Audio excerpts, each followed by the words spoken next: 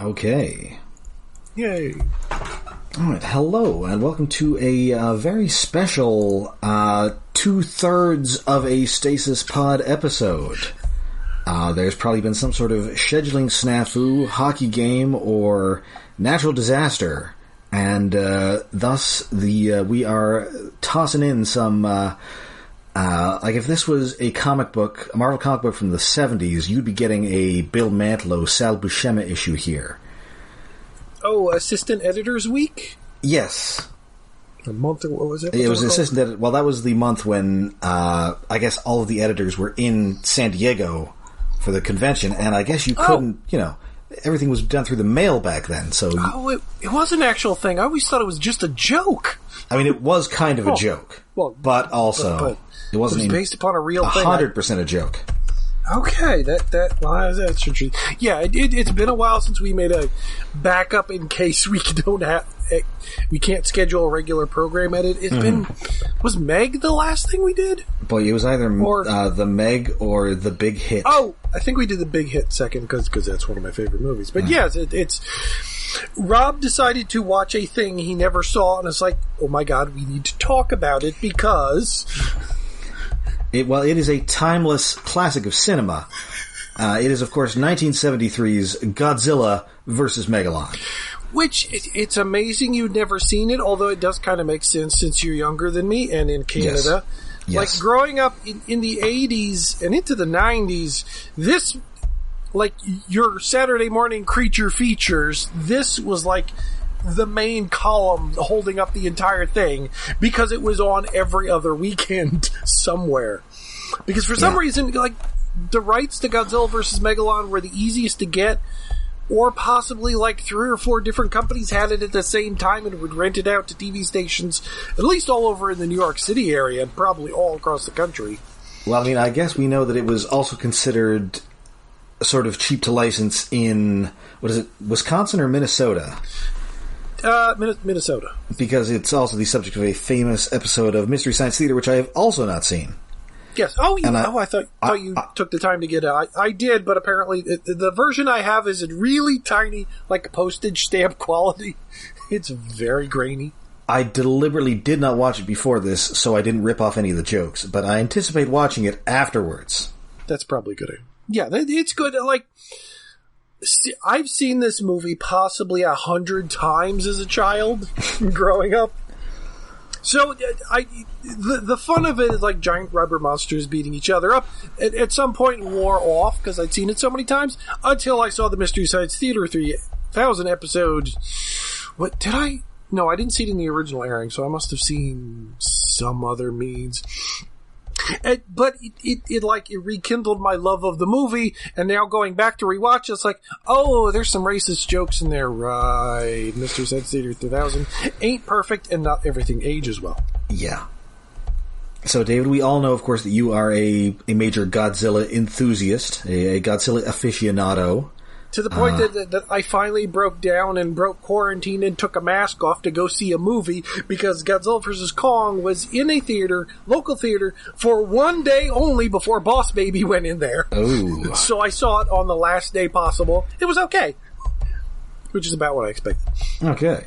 So I have seen every Godzilla movie since 1984 that has been released, even at least in some areas near me, in a theater since then. So have you seen every Godzilla movie? Yes. Okay. Most of them multiple times. I mean, that's what I figured. I just wanted to be sure. So, yeah, by contrast... go ahead. I saw most of them as a kid. The Heisei era, when like they weren't being brought over immediately, like I saw bootlegs for a while until they eventually got out. I have the Godzilla DVD box set thing with beautiful art, or is it Blu-rays? I haven't actually watched any of them. I got it because I knew I needed it, but I haven't gotten around. Well, no, I did watch one, but I forget which one, just to test it. But yes, I've seen all of them, and you have not. Well, so until fairly recently, my main exposure to the Godzilla movies had been the American Godzilla movies. Like the first one I saw was definitely the Matthew Broderick one. Well, then, and I think around the time that came out, they ran the English language version of the first Godzilla, the one with various scenes from Raymond Burr intercut on TV. So I'd seen that one. And then I saw the fairly recent ones with, the Godzilla and then Godzilla King of the Monsters. Okay. And recently, during quarantine, I got a couple of movie channels that have some sort of affiliation with Criterion. Ah, good. So they've been showing some of the Heisei era? Is that Heisei, correct? yes. Heisei era. Heisei was whatever the fuck the Emperor's name was until... Was it in the 80s? Then it became Showa. Or no, wait. Showa... I screwed up. Showa was the old ones in the 70s. Okay, Heisei is the 90s, and now we're in Reiwa, which started 2 years ago? 3 years ago? I guess with Shin Godzilla? Yeah. No, that was right before. Oh, okay. We haven't had a Reiwa Godzilla movie yet. Okay. So, and they've been showing a couple of selected Godzilla movies. So they showed the 54 original. Mm-hmm. They showed Godzilla vs. Mothra. Another great. Godzilla vs. Mechagodzilla. There are 3 of them. That doesn't narrow it down. The first one. The first one, okay. And Godzilla vs. Hedorah. That's the smog monster, right? Yes. Yeah, so which is the weirdest, goofiest one? It was extremely weird. Well, I don't know. It's not as goofy as this one, that's for sure. Well, it's very 70s with the animation and the music. It's more hippie. And then a different channel showed this, because the movie channels have been showing, the Criterion edition, like beautiful prints, good subtitles. This one I definitely got dubbed by the people who did the Headmaster's dub. Oh yeah, this was probably my first Omni dub, but it's what I think of when I think of the Omni dubs. Mm. Because it's those 3 guys. Now, how is this movie generally regarded amongst Godzilla fans? It's like the one everyone has seen because it was on forever. It's okay. It's very much aimed at children, but it's fine. Very much. It's not as most people hate Son of Godzilla. Or what the fuck? Is that the one with Manila? Yes, it's one of the ones with Manila. Son of Godzilla is the first one. That one's okay. What is it? Godzilla Raids Again or something? It's one where it takes place almost entirely in the mind of a child daydreaming, and he becomes friends with Manila. And Manila has a bully monster that beats him up. Until he finally gets the courage to fight back. Okay, it looks like the second movie is Godzilla Raids Again. That's the one where Godzilla fights Anguirus for the first time. Oh, well, which is actually Gigantus, the fire monster. That's not really Godzilla, because they killed Godzilla off in the first one, but it became Godzilla. Continuity's weird. So this is definitely the goofiest of these that I've seen, the dub aside. Mm-hmm. Yeah, it's trying... Well, I don't know if it's trying, but it's like 4 genres all colliding together. It's a goofy comedy for kids. It's Godzilla monster movie. It's 70s, action car chase movie. Yes. And then it's underground, chthonic monster god worshipping alien people. What? That feels very, very B-movie to me. 70s B movie. Yeah.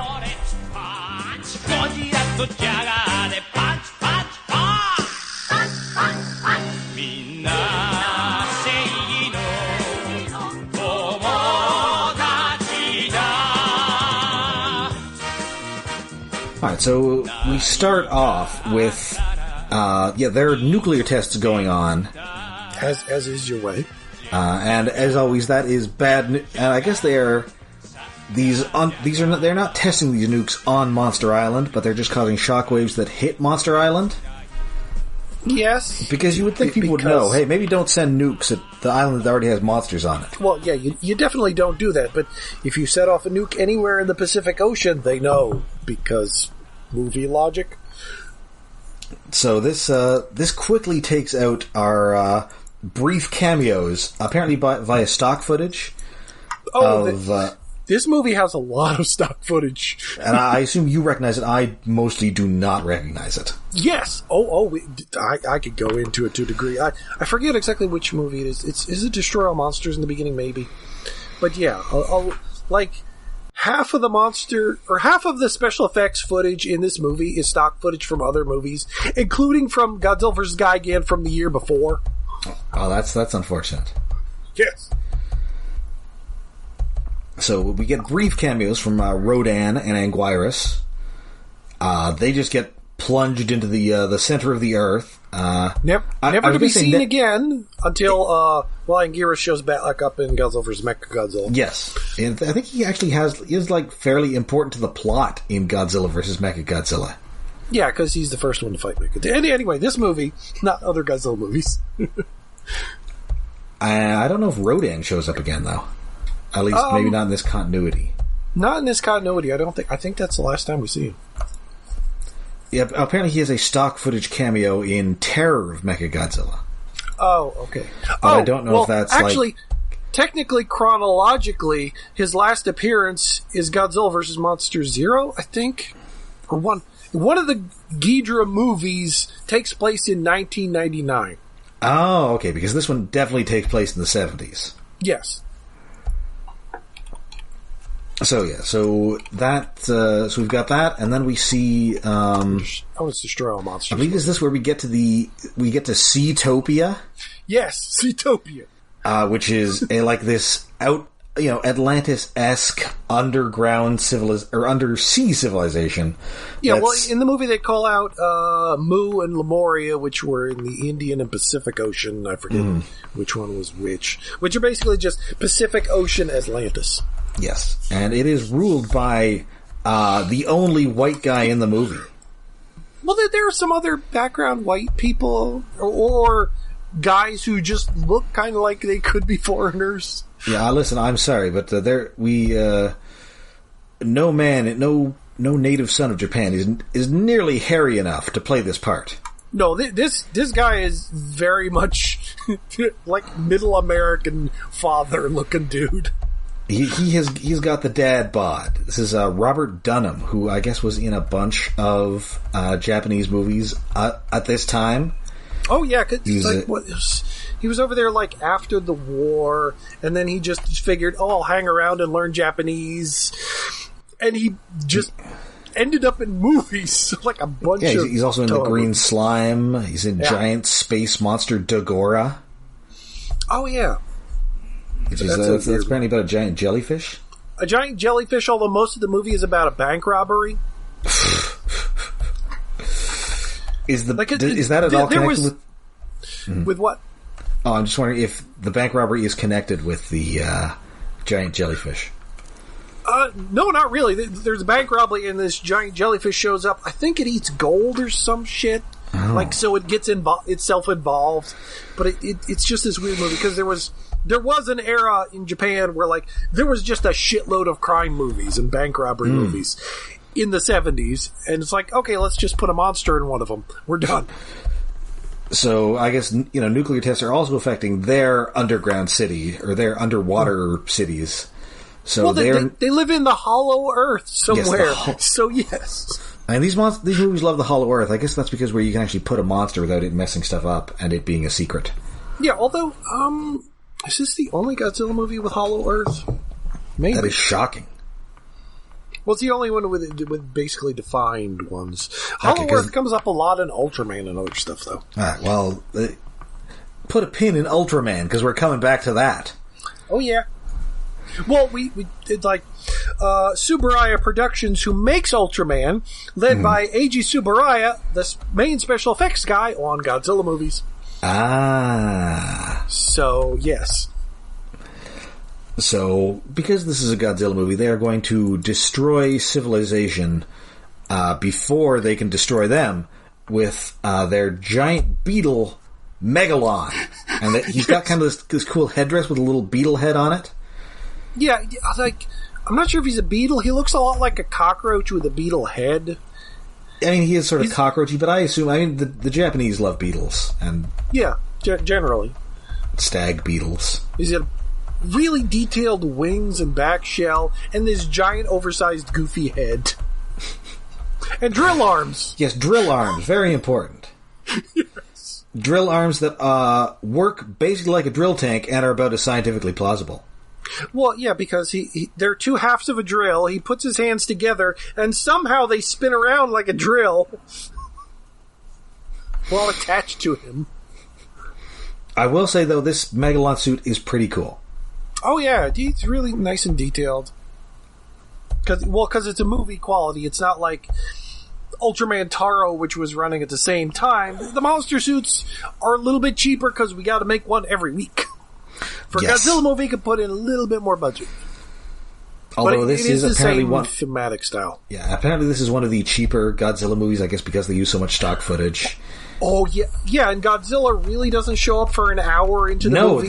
No, Godzilla. This is Godzilla without Godzilla. Yeah, I'm not sure if it's the least amount of Godzilla in a movie, but I think it might be the longest before we get Godzilla in an old movie, anyway. Actually, the least amount is probably the original Godzilla. Yeah, and I guess not a lot in that Gareth Roberts. Oh, the first American Godzilla, the first legendary one. The one with Bryan Cranston. Yeah, I like that movie, but its teasing of the monsters for so long got really annoying once you saw the ones that came after, and it's like, you could have had so much more Godzilla. And I mean, the Godzilla that you do get in that is pretty cool. Yeah. Which is fine. It's just, but yeah, this movie, like half the effects budget is stock footage. Yes. So when Godzilla gets there, most of that actually is him. There's a shot from other movies, like when he jumps in the water finally. That's from, is that Son of God? No, that's from, Verse Ebera, which, what the fuck is that one actually called? Sea Monster. Godzilla vs. Sea Monster. Is it Ebera, Horror of the Deep? Yes. So now we meet our human protagonists. There is, we've got two guys in their 20s, and what I believe is their 20s, they're pushing 30, maybe. Yeah, and I believe this is their son, Roxanne. Yes. There's no women in this movie. So are these dudes like a couple or what? Like, it's cool if they are. It just seems a little progressive for a Japanese movie from the 70s. Yeah, it's very weird. It's presumably it was just a efficiency of story. This movie is aimed at small boys. We don't need girls or women or mothers, so we just have two single dudes and their son. Their son Roxanne, who is definitely voiced by an adult woman. Yes, an adult. So it is hard to not read them as a couple. I don't think that was intended, but that's pretty much the standard reading of this movie. And they live in this extremely cool 70s house. Well, cool on the inside. It's this cement block in a deserted, like almost desert in the middle of nowhere on the outside. Yeah, it is strong brutalism. Yes. Well, except for the hippie paintings that are by the garage area. Well, yes.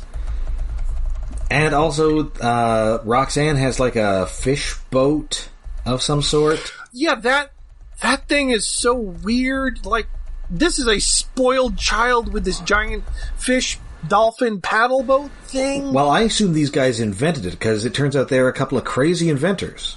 Well, one of them's an inventor, and the other one's his live-in friend. Okay. But yes, it in the movie it does presumably imply that he made this thing. And also, it looks like one of the Joker's parade floats from the 89 Batman movie. Always wondered if that is something that the production staff made, or somebody sold this kind of shit somewhere. Yes. It's amazing and hideous. I want one. And so they end up getting attacked by agents of Seatopia, who I guess are just operating openly on the surface world. Just wearing 70s business casual, yeah? Yes, because these guys have invented, for no reason whatsoever, a Jet Jaguar. Yes, a human-sized robot man who is easy to control and can fly. David, please explain what the hell is up with Jet Jaguar. I don't know. Like, were they trying to like spin this guy off into his own Jet Jaguar series? Possibly. I forget if that ever came out as official, but it really feels like this guy was supposed to be in something else, like His own movie, a sequel, maybe a TV show. But at the time this movie came out, like they had Ultraman Taro. Then again, like they had like Mirror Man and Fireman before that, and later we'd get Gridman. And he's extremely Ultraman to the untrained eye. Yeah, he's like Ultraman crossed with Mecha Jimmy Carter with that giant smile. He has this extremely friendly smile that I kind of love. Yeah, he's really a good design, considering he's just in this until the recent Godzilla anime that just came out on Netflix that I still have not watched yet. I hear it's extremely weird. Yeah, he's just out of nowhere, but like that's a lot of Godzilla movies. Like, here's this new tech out of nowhere. We have maser tanks now. Okay, fine. We have a giant or a sentient robot thing. Okay. It's the 70s. That makes sense. And this is once more a Japanese super robot named after a big cat that it is in no way connected to. Yeah, his name is weird, but whatever. Well, it's like Spider-Man's robot, Leopardon. Well, yeah. Well, I guess it is kind of an animal thing. Where it's like, it just sounds cool. It's English. Let's use that. So yeah, they just built this robot. They end up running away. There's a car chase. Yeah, there are multiple car chases in this movie. Yeah, there's like 2.5 car chases. Which is, I would say, 2.5 more car chases than I expect from a Godzilla movie, unless somebody is in a car running away from Godzilla. I can't say it's never happened before, but this is like, they're all packed into this one. I mean, there's definitely a car chase in that first American Godzilla where they like commandeer a cab. But again, they are fleeing Godzilla. Yeah, is this the only one where I think maybe there's a car chase in King of the Monsters at some point, but maybe they're getting chased sort of by... at the end. They're trying to go from one place to another to get a thing, and Ghidra chases them in the Hummer or Humvee. Mm-hmm. But yeah, I did like car chases. They're filmed a little jerkily, but they're pretty interesting. Well, I mean, I guess if you're working for Toho in the 70s, you aren't necessarily well-versed in filming car chases. If you're on the kaiju team. As I said, like, there was the gangster movies and stuff, so maybe they didn't rent the guys that were usually doing that, but they're on staff on Toho somewhere. Well, I haven't seen a lot of car chase movies, but, I watched The French Connection last night in a bar with the sound off. I think I got the gist of it. So, I guess on the second attempt, they do acquire Jet Jaguar, and apparently they're going to use Jet Jaguar to, like, show, like, he's going to lead Megalon to the cities. Yeah, it seems like you do this with, like, a plane. Maybe. Well, he's also a remote drone, but it's very weird. It's like, we're sending this giant god monster that we worship, who somehow we don't have statues of because we have Easter Island Moai statues instead of the giant bug's face. But anyway, we're sending our giant bug to the surface, and he's kind of too stupid to go on his own, so we have to have him follow this robot drone. Yeah, yes, with the Easter Island, there's little chariots of the gods going on here. Yeah, well, again, the 70s. Oh, yeah, like, let's connect aliens and nonsense and inner Earth. Oh, yeah, and put a pin in aliens, too. Yes. Because eventually, this movie will have aliens. Well, the very previous movie had aliens. Right. Who were cockroaches from... was it Nebula Hunter M? That's one of the alien planets. So they take over Jet Jaguar. Megalon comes to the surface. There is some pretty cool destruction. I think he destroys a dam here. Yes. And it's pretty cool. Most of the Maser tanks shooting at him is all stock footage. The explosions on Megalon are new, of course, because Megalon's a new suit. But that, I figure all the effects budget was spent on that dam because it looks so good. And the water rushing out of it and him just sort of sliding out of it after breaking it. It's gorgeous. But, that's where all the budget went. And what was I going to say here? Oh, right. This is I think the first Godzilla movie I've seen that actually has those little Maser tanks. Oh, good. Well, let's have the history of those Maser tanks. Okay. They're used here. Although I think some of the footage of the Maser tanks was also from Gigan previously, but again, that one also used stock footage. But this one uses stock footage. Like, you see a shot, when Megalon is smashing planes that are flying at him, if you actually look at the scene, it's a hooked claw hitting the plane from Gigan the year previous. So they're using that. But the Maser tanks were originally in War of the Gargantuas, which wasn't even a Godzilla movie. That one I know. There's some sort of Frankenstein connection to that movie, isn't there? Yes, because technically that's the sequel to Frankenstein Conquers the World. I've seen Frankenstein Conquers the World. Yes, it's a sequel, but it's not a sequel. Is the American actor in both of those? I can't remember. Is it the same guy? But anyway, did Frankenstein comes out, he swallowed a Frankenstein's heart or something, grows into a giant monster size radioactive. It's like a kid or something, right? Who gets a Frankenstein heart transplant or something? Yeah, Nazis bring a U-boat with Frankenstein's heart. Oh, right, I forgot there were Nazis involved. To Japan, but it sinks and then a small child eats it or something. I think that scene was trimmed out of the American version or something. But anyway, at the end of the movie, it fights Baragon, and then they fall into... there's a volcano or something underground, and he's presumed dead, but no, his cells survive in the woods, grow up to one of the Gargantuas. Not an official connection, but it officially is because it was planned to be a sequel, and then they just didn't. And then bits of the DNA break off and grow into a green Gargantua that lives in the sea and eats people, so you have two brother monsters that are Frankensteins beating the shit out of each other. Oh, and they fall into another volcano at the end. So there should have been a sequel. But anyway, yes, that's where the Maser tanks first showed up. Ah, okay. And of course, for any of our Transformers fan listeners, they were used as the unlicensed basis for Signal Flare in the Energon toy line.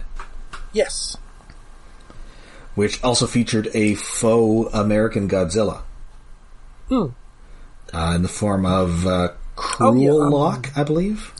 I think that's what he's called. He came in 3 different colors. Yes. That's a really good toy. That is Signal a good Flare is okay, but weird. He's a little clunky, but he has that really cool vehicle mode. Yeah, great vehicle mode. His legs are limited as hell, though. Yes. Anyway, where were we? So they're trying to stop. The self-defense forces are trying and failing to stop Megalon, who's attacking Tokyo. And trying to attack. He's attacking stock footage. Yes. And so our heroes have escaped, and they are trying to signal Godzilla using Jet Jaguar's control system or something. Yeah, because the Cetopians, the reason they broke into their house in the first place was, how do we control this robot? So they built a controller and that overrides. There's a whole thing here where they're truckers who they're trying to bribe to dump them in a lake. Yeah, I don't. But then the truckers get mad. And they throw out the Cetopian, but they still drive to the dam anyway, and are going to dump the container, which happens to have 2 of our heroes, although I don't know why they're killing them. Well, they're dumping him into the lake, but it's also where Megalon comes out, so Megalon was going to kill him, I guess. But why did you keep the guy that's not the scientist in the base? Why didn't you keep the scientist guy? It doesn't have to make sense. It's like half a car chase because he breaks out and has to, I gotta go find my friends before they get murdered. Yes. And then they do get murdered because Megalon smacks the container they're in and they go flying in the air and their necks are broken. Oh, those guys are paced. Yes. But no, they're fine. Nary a scratch on them. And so they use this little remote control thing to override the Seatopians' command of Jet Jaguar, and instead they send him to Monster Island. Yeah, it's good. Go fetch help. You have a monster. And hey, like an hour into this movie, welcome to the party, pal. It's Godzilla. Yes. For the point, it's like he flies to Monster Island, somehow flies over Easter Island because that's important. I don't know. It says, Godzilla, follow me, but then flies back to Japan because Godzilla can only swim so fast. I guess. Mm. Obviously you could fly faster than Godzilla could swim. Well, I would think. But it just seems so weird that Monster Island is so far away. Unless, when I was a small child, I kind of thought this happened in America because the deserted wasteland looks a lot like the Midwest, sort of. Midwest doesn't get hit with a lot of monsters. No, not usually. Well, because it's inland and a lot of monsters to hide are aquatic. Yeah, in general... they're underground monsters. Or, I guess, flying monsters. Like Rodan could totally mess up Chicago. Oh, yeah. Where the fuck did he fuck up in Final Wars? I think that was L.A., maybe? Oh. Well, that's just on the coast. Yeah, I don't know if we've had a Chicago giant monster movie. Do you count Transformers Dark of the Moon? No, because those are robots, not monsters. Shockwave kind of has that big robot monster worm with him. Yeah, but that's only in one shot? No, there's that extended, incredibly long sequence where they're in that building that's sort of tipping over. Wait, that involves the giant worm monster? I'm pretty sure the worm is wrapping itself around the building, and that's why it's falling over. Oh, I don't even remember why. I thought the building is just falling over. Other stuff happens at random in a Michael Bay movie. Oh yes, it does. All right, so yes, the battle is joined, and strain for. So not only is Godzilla's on his way. Yeah. Jet Jaguar gets there first, and but then this turns into a tag team match because not only does Jet Jaguar suddenly become gigantic, which was apparently not something they designed him to do. He had to find a way to distract the monster from destroying Tokyo, and somehow that equals I grow big. Yes. I discovered Pym particles. And meanwhile, the Seatopians have called in some previously totally unexplained aliens, who are again from Space Hunter Nebula M. Yes. Oh, I love that. It's like, we need a second monster. Let's rent a monster from some aliens. And they send in this monster that I was totally unprepared for. This is Gigan. Yes. Who is he's like if Godzilla had a bunch of fins on him, but he was also a cyborg. And he's also sort of like a chicken because he's got a beak. He has a beak. He's all got big hooks for hands. He's got the hooks are if you sharpened a praying mantis.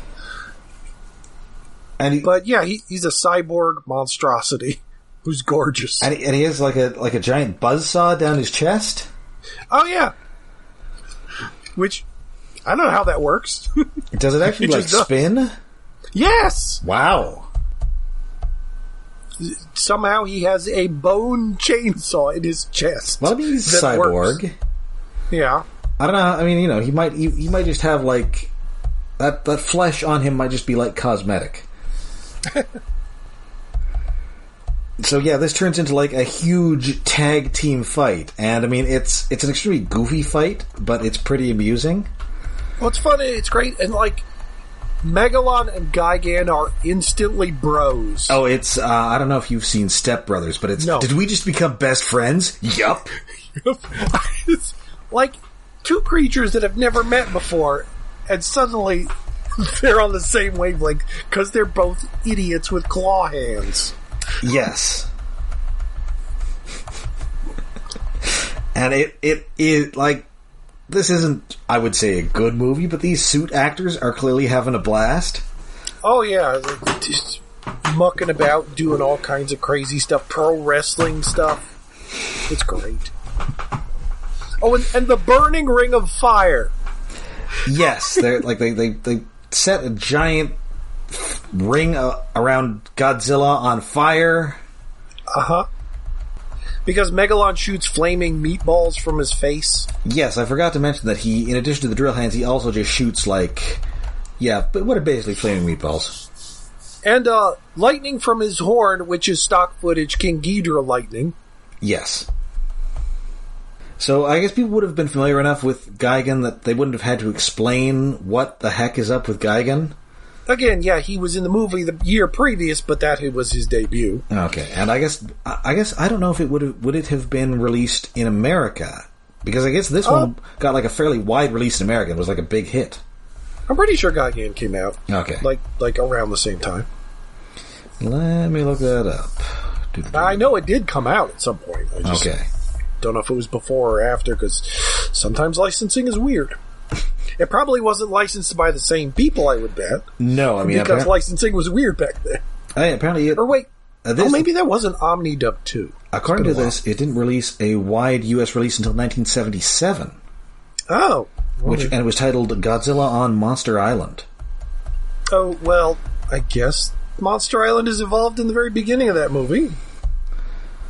And also whereas this was released in 76. Ah, okay. And I guess it had weird. a totally ridiculous poster in which Megalon and Godzilla are fighting atop the old World Trade Center. Well, because it came out the same year as the live-action King Kong remake? That is correct. The Dino De Laurentiis King Kong, which does, in fact, feature the World Trade Center. Well, also it's on the poster. Yes. It's basically the same poster, you just replace one monster with two. Yes. And I will say the monster action in this is definitely better than that movie. Yeah. Because the sequel to that, King Kong, is the superior film. Well, probably because they didn't blow an enormous amount of the budget on a giant robot Kong that in no way worked. And that is in the movie for like 30 seconds tops. That's such a weird recurring thing that happens in monster movies all the bloody time. That's probably the biggest example, because they built the biggest one, and it's in the least of the movie. But like Godzilla 1985, there's also an oversized Godzilla. I think it's just the chest and head, though. And it's only in a couple shots. And I guess, the producers think, okay, we've got, the hottest technology of the 70s. We can build like a giant animatronic Kong. No. I mean, you can, but also is it going to work? And also, is it going to, like, crush Jessica Lange into paste? Yeah, it's not going to look good, or it's going to hurt someone seriously. Well, we'll put it in the movie. We spent this much money. We have to put a little bit of it in the movie, but the rest of it, we'll just get Rick Baker in his ape suit. Yeah. Oh, right, that was Rick Baker. Oh. Making monkey noises. So, well, I don't know who provided the monkey noises in the 76 Kong. I know the one in the 80s, it was Peter Cullen. I would imagine it would be the same, but you never know. I mean, it was 10 years later. I don't know if Cullen was even working back then. It was 10? Well, I think King Kong Lives is definitely the 80s. Let's see. It was that much? I thought it was only a few years ago. King Kong Lives, 1986, 10 years later. Wow, okay, yeah, then I probably was a different voice in the first Kong movie. I didn't realize it was that far apart. Why would you think to make a sequel to that 10 years later? Well, I think they had to persuade Dino De Laurentiis to make it, because he'd made that 70s Kong did not make that much money. No. And I guess, he was sort of embarrassed by it, but I guess they kept trying to pitch him on something, and finally they decided, hey, how about a female King Kong? Hmm. And I'm reading some anecdote here that, I guess that does explain. Dino was skeptical about there being like a female King Kong, and it's hard enough to accept there's a King Kong, but he's been around for 50 years. But no one's going to believe a female King Kong. Where the fuck did the first King Kong come that's from? What I said. He said, King Kong had to have a mother. And I said, oh my God, you're right. I never thought of that. Well, he's a moron. I mean, Dino De Laurentiis was a legendary film producer who produced an enormous amount of crap. Yeah. And speaking of an enormous amount of crap, this movie, like, there's not a whole lot going on for most of the movie, but once it actually gets to the big monster fight, it's pretty entertaining, especially the Godzilla tail slide, which I was not prepared for. Like, I think I'd seen clips from it, you know, it was in the old MST opening, and they homaged it on an episode of Robots in Disguise. But I was not prepared for the thing, and it got a legitimate LOL from me. And then he does it again. Yes, he does. I assume in the same footage. Recycled. Yes! So much stock footage. And I assume he had not done this before. Like, this wasn't like a thing from him. No, with a lot of movies, it'll be new shit. Like in one of the Mechagodzilla ones, like he becomes magnetic. He becomes Magneto and pulls electrical towers to him because he got electrocuted. Oh, sure, why not?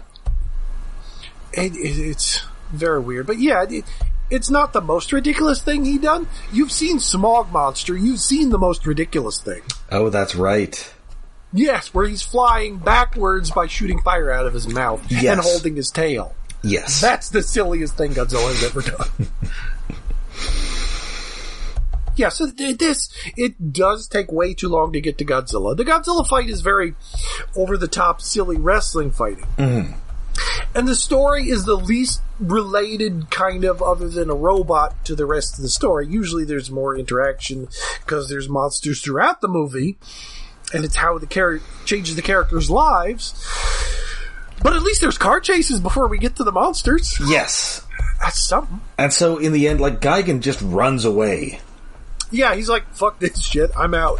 But, new bro! Sorry, bro! I have space to live in. Megalon just, gets sent back to the center of the Earth.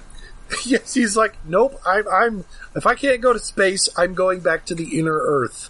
And then there's just this fantastic handshake between Godzilla and Jet Jaguar. Yes.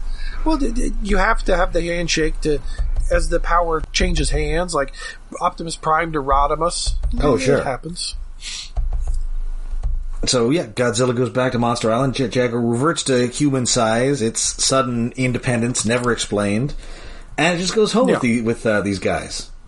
Well, his job is done. I don't need to fly anymore. You have to use your controller now, even though I am as powerful as a god who can change size and fight monsters from space. Yes. But now I'm your household robot again. Yep. Just out of curiosity, does Megalon mean anything? No, not really. Does Gigan mean anything? No. I was wondering that myself. Although Gigan may be just giant. Okay. Gigante. Oh, like gigantic. Megalon, it's mega and it's a bug. Mm. Huh. So, having seen a couple of early Godzilla movies, it's amazing that it went from the just grim, apocalyptic 50s original to this movie in 20 years. It's kind of like how those Fast movies have gone from guys stealing VCR DVD combos to flying cars in space. Flying cars in space, fighting super hacker Charlize Theron and her submarine. Yeah, oh wow, that's a pretty apt comparison in the genres change. Although, well, maybe for the same reasons, like aiming more at little kids, in a way. Yeah. And I mean, I guess the little kid in us all loves car chases. Yes. Except, of course, instead of retaining cast members, they just retained Godzilla, which I guess makes him the Vin Diesel of this franchise. Well, yeah, it's about family. He has a son. He has a son. He's got his. I guess Anguirus would be like the Paul Walker.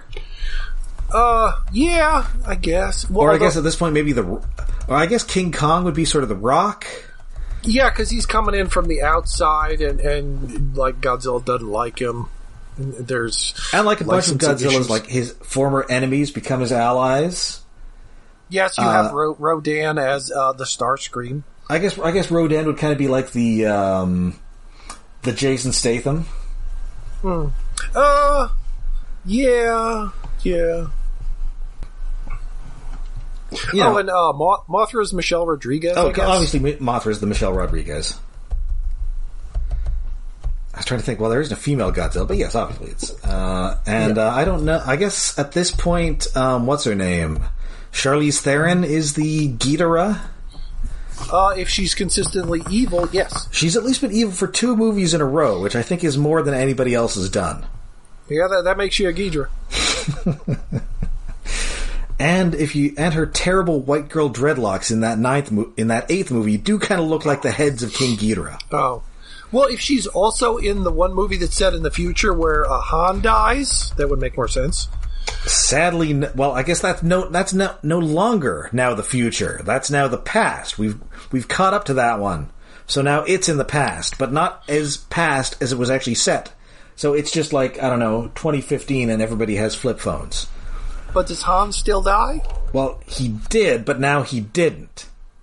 Okay. But the scene in which he appeared to die has taken place. Okay. I believe that takes place after the 5th one? Really? I thought they were pushing that further and further. No. They eventually caught up to it because they cut to that scene in a post-credit scene, and it turns out that he was actually he survived the car crash, but he was killed by Jason Statham. Okay. Oh. So he's still dead in the current No, timeline. He came back in the most recent one. I don't know how. So he died in a car crash and by being shot by Statham, and he's still alive. Is he a cyborg? This movie. I think Idris Elba's a cyborg in that Hobbs and Shaw, so I think cyborgs exist in this. I thought he was just an augmented human with I thought he was like a Captain America. I feel that he's got some sort of cyborg powers as well. Okay. Like there's a thing on his spine or something. Oh, I thought maybe that was just like a suit. I have not seen any Fast and the Furious movie since the second one. Okay, so you've seen Too Fast, Too Furious. Yes. And I barely remember that one. I've seen the first one twice. I mean, not much happens in that one. No. It introduces you to Tyrese and Ludacris, both of whom come back. Oh, okay. Yes, so Fast and the Furious is exactly like Godzilla movies. Yes. Well, and also, don't the Fast and Furious movies have, like, amazing titles in Japan as well? I have no idea. I mean, I would guess they would be popular there, but... Well, I mean, one takes place in Japan, Tokyo Drift. Oh, they're known as Wild Speed.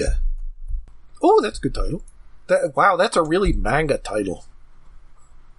And, I guess each one had... And Hobbs and Shaw, the one with Jason Statham and The Rock, is called Wild Speed Super Combo.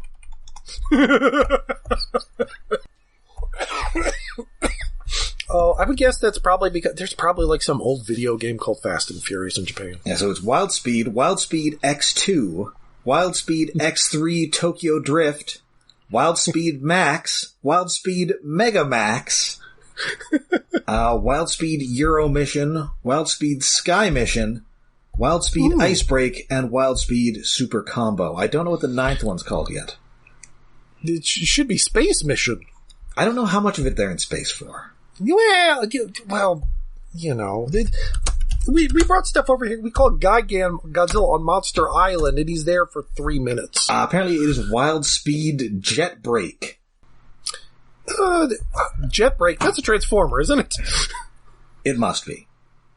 Has to be.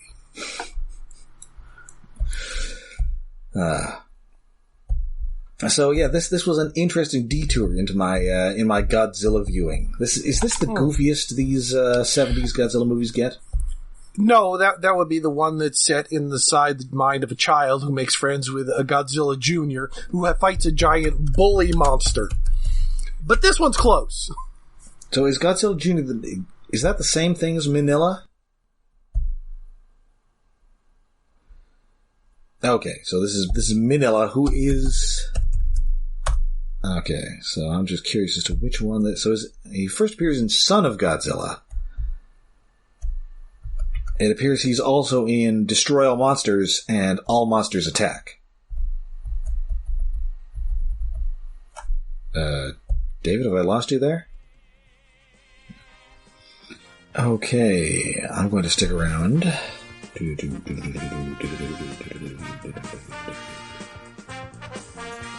Okay, he has disconnected. This is a problem.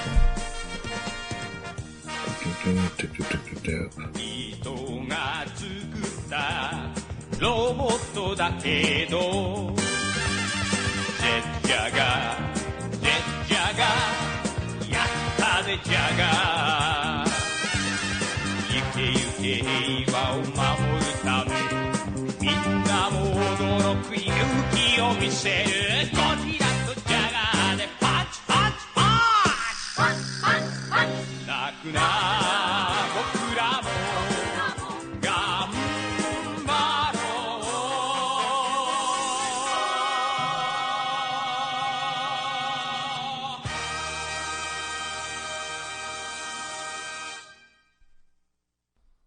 Okay, so Hello, and we're back from there was a power outage during record. Well, most of the episode thankfully was saved, but right as we're about to end the episode, my power went out for it was almost 2 hours. So let's go. I think we were talking about the difference between Godzilla and Godzilla Jr. yes, Was it like Minya is son of Godzilla, who's not really related, and son of Godzilla is from the Heisei movies, who starts as baby Godzilla and then becomes Godzilla Jr. and he changes model across the 3 movies. It's very weird. Anyway, we're basically done with the movie. So I just need to know, how does Godzuki fit into this? Godzuki was in the American cartoon and is very annoying. He was the Hanna-Barbera added comic relief, but maybe he's not as bad as I remember, because I haven't seen that show in a long time. And mostly what I remember is Lurch from the Addams Family voices Godzilla. Oh, Ted Cassidy, yes. Actually, he does a lot of... he did. He's long dead. Yeah. But I think he does a bunch of voices on...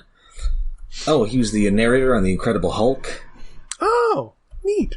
And he does some voices in, I believe, the original Star Trek, like when there's an evil computer or something. It's often him. Well, yeah, because he was actually like a giant robot monster in one of the episodes too. So yes, it kind of makes sense that they had him in to voice things every once in a while. I didn't realize he did the voice acting that much outside of Godzilla though. But yeah. Movie Megalon. Yes, so I had fun with this. I mean, it's incredibly stupid. This is this is about as stupid as Godzilla movies get, almost. Barring the one that's actually like a child's dream. Yes. Aside from that, this might be the dumbest, goofiest one, but it's at least playful and over the top weirdness, like the giant dolphin paddle boat thing at the beginning, and the robot that grows for no reason. It's a fun kind of stupid. Yes. So yeah, I'm watching these Godzilla movies in extremely piecemeal fashion, and it's very interesting. Yeah, oh, if I had to show you another one, what the fuck would I even show you? Probably, the Revenge, Mechagodzilla's Revenge, the second of the Showa Mechagodzilla ones. Cause okay, I thought the first Mechagodzilla was pretty good, although I don't think I ever quite understood why the aliens were suddenly gorillas at the end. Planet of the Apes. That's the real simple reason is because it was after Planet of the Apes movies, and we want aliens, let's have them look weird. Oh, we have ape costumes lying around. Well, actually, there was like Time of the Apes TV series. I don't know if that was Tsuburaya, but that was around the same time. They made that into a Mystery Science Theater, right? Well, yes. Time of the Apes? Presumably. I've seen that one. Sandy Frank repackaged the series down to 2 movies, or 1 movie, and that was what MST3K dealt with, and that's a weird thing. But although, to be honest, I think that series might actually be closer to the original Planet of the Apes book, in setting, right? Because like the apes have like helicopters and shit, whereas none of the Planet of the Apes movies ever did that. They're always more primitive. Well, I guess the newest ones that I haven't seen any that are CGI monkeys have apes and helicopters in the same movie. I don't know if an ape ever pilots a helicopter. And that would be fun scene to see Andy Serkis crammed inside a 2-scale helicopter. All right, so I think that about wraps things up for today. We may have another solo side episode coming up at some point. Yes, there's rumors of one without me. Yes, which has never been done before. No, and it'll be really weird because I won't be the one editing it. Oh no. I guess I have because to how figure can out I how edit to... something about a movie I haven't seen? Oh, yeah. Oh, no. Does that mean I have to figure out how to edit things? Or Jen, I don't know. Okay. It shouldn't be that. Well, you won't have to edit out my coughing, so that will save a lot of time. I can tell you the basics. Okay. Oh, no. And actually, it would be a good idea for one of you two to learn how to do it in case I'm sick or something. My big problem there is that my understanding of computers is largely based on the 90s TV show Reboot. Well, most of my editing is pure brute force using some basic things, and admittedly, I listen to every second and edit out a lot of shit. Mm. Well, a lot of coughs and long pauses and things. I edit too Dog much. barks. No, animal noises I usually tend to leave in unless they're really loud. Like every once in a while, if there's a cat purr near a mic, I try to crank that up as high as I can reasonably get it. Animal noises are fun. Anyway, yeah, we're done.